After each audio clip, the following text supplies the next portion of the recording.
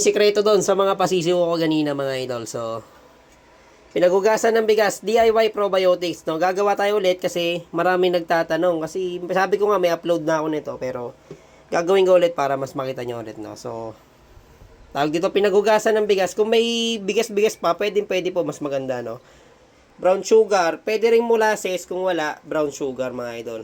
Yakult, ito yung manggagaling yung good bacteria natin. Tapos, pwede nyo dagdagan ng tubig na tawag dito, yung mineral. Take note, yung pinagugasan, sana po yung naka-stack na tubig, no, para wala ng chlorine.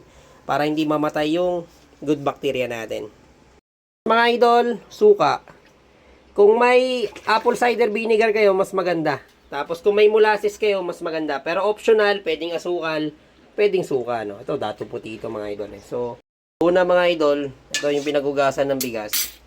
Ganyan nyo itong asukal.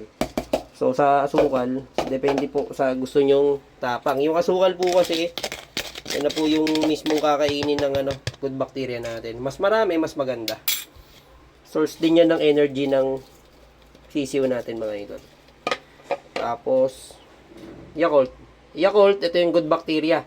Sabi, pwede naman to. Pwede na to idol, papainom nyo. Pero para dumami nga, ganito po yung ginagawa namin. No? So, kita nyo naman yung resulta sa sisiw natin mga idol. Tapos, haluin nyo lang yan. Pagkahalo, kung kulang pa, para dito, pwede nyo dagdagan ng tubig mga idol. Yum, yum, yum, ping, ping, ping, no? So, nagtatanong, hindi ba mamatay daw yung good bacteria sa suka? Hindi po. Ano lang to mga idol, tansyahan lang. Suka. So, optional din naman yan. Kung ayaw nyo lagyan ng suka, wag na. Pero sa akin, para mas matagal, mas maganda yung may suka. So, salin na natin. So, once na masalin nyo na mga idol, 3 to 5 days, stock nyo lang sa gilid. Take note, yung hindi nainitan, hindi naarawan. Sa normal temperature lang nyo ilalagay, no? So, paano daw painom? Yung tubig, idol, ihahaluan nyo lang nito. Hindi po puro pinapainom, no? So, after 3 to 5 days, pwede nyo nang painom. So, paano po mas magtatagal? Kapag after 3 to 5 days po sa gilid, pwede nyo pong ilagay sa rep. Mas matagal po magamit, no? So, hindi naman siguro aabot ng isang buwan to, no? Isang ganto para sa mga pasisiw nyo. Sa mga panlaban, sa mga manok, pwede po painom.